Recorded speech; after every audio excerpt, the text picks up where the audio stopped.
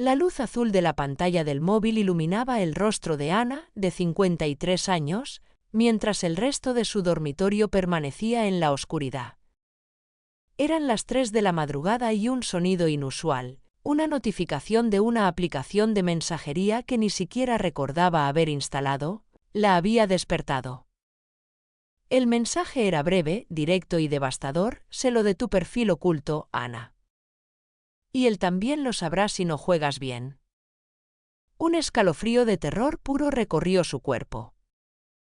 No era el miedo a ser descubierta, sino el pánico de que alguien, un completo desconocido, supiera de la única parcela de su vida donde se permitía ser verdaderamente libre, la que mantenía celosamente oculta de su marido, Fernando, y de sus 2 hijos ya crecidos. Su perfil oculto no era una red social cualquiera, era una plataforma discreta para encuentros, un espacio donde, bajo un seudónimo y una foto estratégicamente difuminada, Ana exploraba conversaciones coquetas y fantasías inocentes, o al menos eso se decía a sí misma.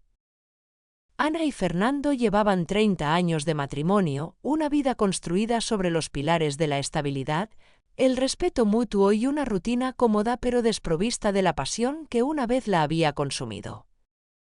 Fernando era un hombre bueno, predecible, absorto en su trabajo y en sus aficiones. La vida de Ana se había convertido en un eco silencioso de la suya: cenas a las 8, fines de semana en casa, vacaciones planificadas con antelación. La necesidad de algo más, de una chispa, de un reconocimiento de su propia feminidad y deseo, había crecido en ella como una enredadera silenciosa. Al principio, su incursión en esa plataforma fue pura curiosidad, un juego inofensivo. Pero luego apareció el navegante. Él era misterioso, ingenioso, y sus mensajes eran un bálsamo para el alma de Ana. Hablaba de arte, de viajes, de sueños que ella había guardado bajo llave. Nunca se habían visto ni habían compartido fotos explícitas, pero la conexión intelectual y emocional que se había forjado en la clandestinidad de las conversaciones nocturnas era adictiva.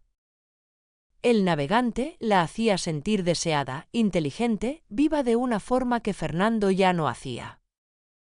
Y ahora, este mensaje. ¿Quién era ese desconocido que había irrumpido en su mundo secreto? ¿Cómo había encontrado su perfil? La paranoia se apoderó de ella. Revisó su teléfono compulsivamente, buscando cualquier pista, cualquier señal. ¿Podría ser alguien cercano a Fernando? ¿Un colega celoso, un antiguo amigo? O peor aún, alguien que la había visto en la calle y había reconocido su perfil en línea por algún detalle menor?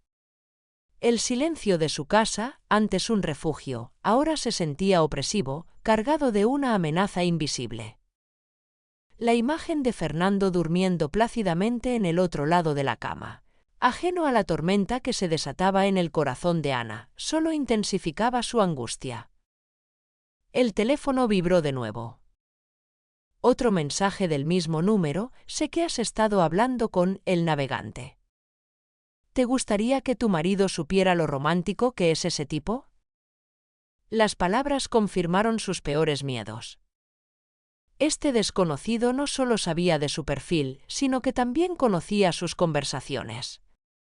La red invisible que había tejido para explorar sus deseos ahora se convertía en una trampa de la que no sabía cómo escapar.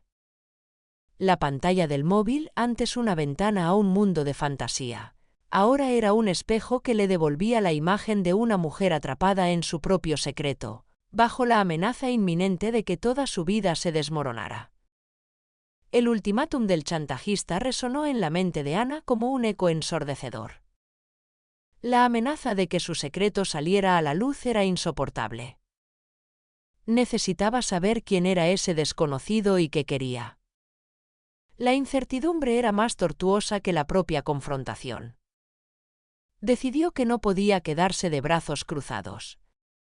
Respondió al mensaje con una mezcla de desafío y miedo: ¿quién eres y qué quieres?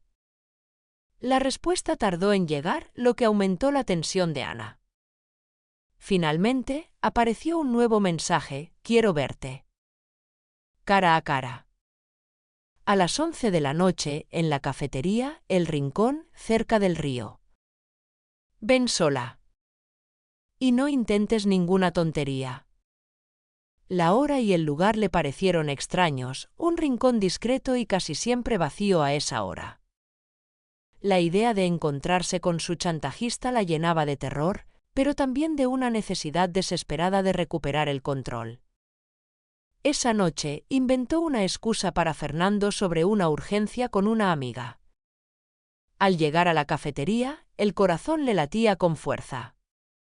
La esperaba un hombre de unos 40 años, con una expresión seria y una mirada que le resultaba vagamente familiar, pero a la vez extraña.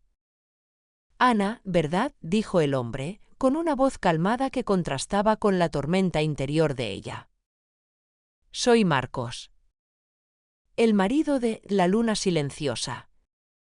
El mundo de Ana se detuvo. La Luna Silenciosa era el seudónimo de una mujer con la que el navegante también había estado chateando, una de las pocas usuarias que él le había mencionado, aunque sin darle demasiada importancia. La sangre se le heló en las venas. La situación era mucho más compleja de lo que había imaginado. Marcos no se anduvo con rodeos. Le mostró capturas de pantalla de las conversaciones de El navegante con su propia esposa, La Luna Silenciosa. Y luego, para horror de Ana, reveló que también tenía pruebas de las conversaciones de El navegante con ella. Su rostro reflejaba una mezcla de dolor, rabia y un deseo de venganza. Mi esposa lo dejó todo por este hombre. Ahora yo voy a desmantelar su vida. Y tú, Ana, eres una pieza clave en este juego, dijo Marcos con frialdad. Quiero que lo ayudes a desenmascarar a El navegante. Quiero que saques de él toda la información posible. Sus datos reales, su ubicación. Todo. Ana se sintió atrapada en una pesadilla. Era un juego de espejos donde la infidelidad de unos se reflejaba en la traición de otros. La vida secreta que había buscado para escapar de su rutina ahora la arrastraba a un abismo de manipulación y peligro. Marcos le dio un ultimátum: o cooperaba para desenmascarar a El navegante, o él revelaría su secreto a Fernando. La elección era cruel. Por un lado, exponer a El navegante y, quizás, a la esposa de Marcos. Por otro, ver cómo su propia vida se desmoronaba. Regresó a casa esa noche con la cabeza hecha un torbellino. La cara de Marcos, sus ojos llenos de dolor y resentimiento, la perseguían. Se miró al espejo, pero no reconoció a la mujer que la miraba. ¿Quién se había convertido? ¿Una víctima, una cómplice o alguien más en un juego de traiciones que no parecía tener fin? El sol de la mañana se filtraba por la ventana, pero no lograba disipar la oscuridad en su alma.